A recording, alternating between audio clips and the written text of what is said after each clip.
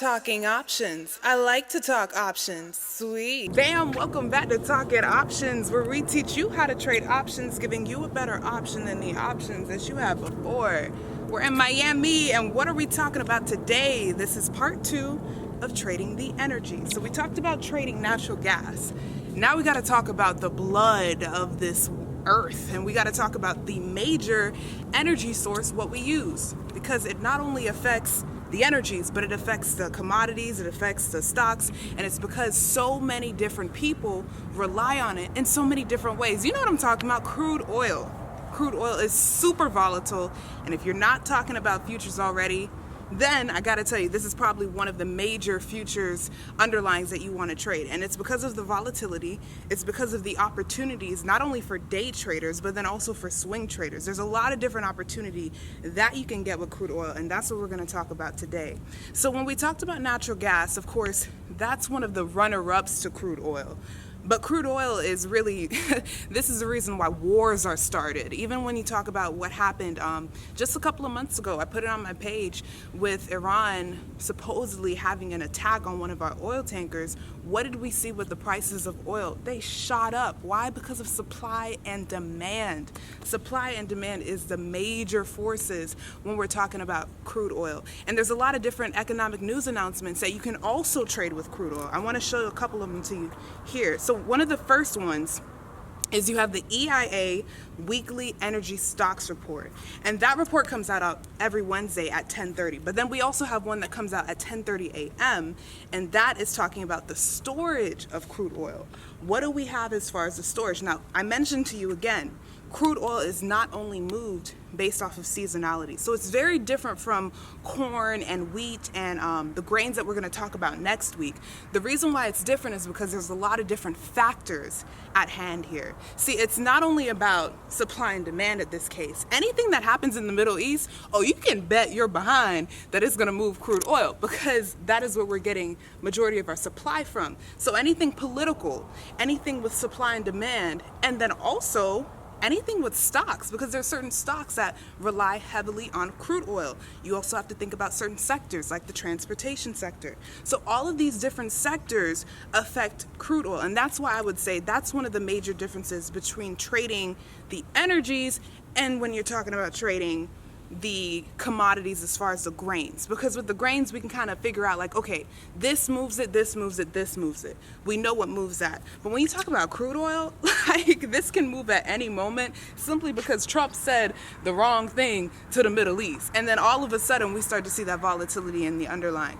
But that shouldn't scare you away. I want to look at some of the basics when you're talking about crude oil, right? So you can see here we have the ticker symbol, which is CL, the exchange, the trading hours, that's 9:30 to 2:30, and then you also have the US barrel. So when you're talking about the tick size of crude oil, it's very important to note that it does move at $10 a tick. And so for the average person who is coming from Forex, that may be like a little whoa, but just think of it as you doubling up your contracts. In this case, one contract equals $10 a tick. Even when we're talking about with the different commodities as far as the grains, some of those move at $12.50 a tick. So you have to be mindful of that, and that's the reason why there's a higher margin.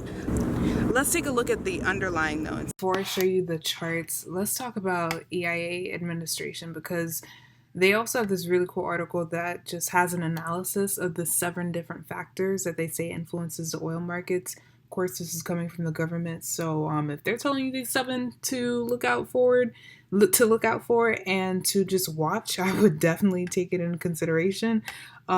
These are some of the major ones. Of course, they have OPEC here, they have the non-OPEC supply, and then also the OPEC supply. So countries that are a part of this organization that produces crude oil. Of course, this is a major impact on oil prices.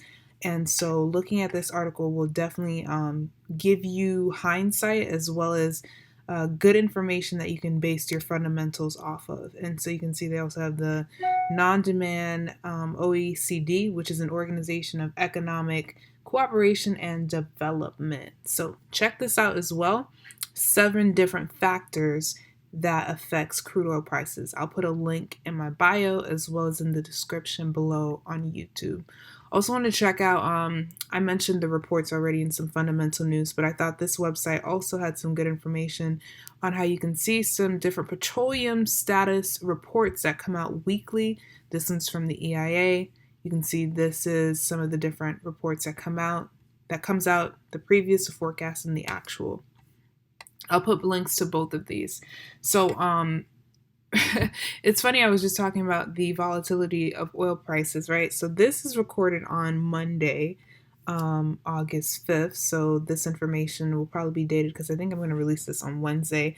But you can see, take a look at what happened just for Monday, talking about what moves oil prices. Remember, I said political tension is one of the major moves when we're talking about crude oil. Everything affects it. Also want to mention there's two different types. You have the Brent crude futures and then you have the WTI crude futures. So learn about the differences between those two before you choose it. And you can see here on Monday, oil prices fell amid renewed global economic growth concerns after President Donald Trump vowed to escalate the trade war with China. And so looking at the volatility with this underlying, this is a 5-minute chart. When we jump it out to a 4-hour chart, so they're saying that we're expecting a huge dive that could go down to 30. That'd be huge. The last time that we were down to 42 was in December, and that's because we've seen a pretty consistent uptrend this entire year. So that would be very, very big if we saw a substantial decline in oil, especially to that level. So that's something to keep our eyes on. But it just speaks to the fact that while we can look at the seasonality trend of crude oil, it is imperative to check out the fundamentals, which is why I don't really understand how people say that they only trade technicals and they don't keep an eye on the fundamentals, because this is very important, especially when you're dealing with underlyings like this one. I mean, you could even see what happened on Thursday. We saw a move from 58 to about 53, and so a little bit of retracement there. But again, lots of volatility in this underlying. Definitely one you're going to want to check out, as well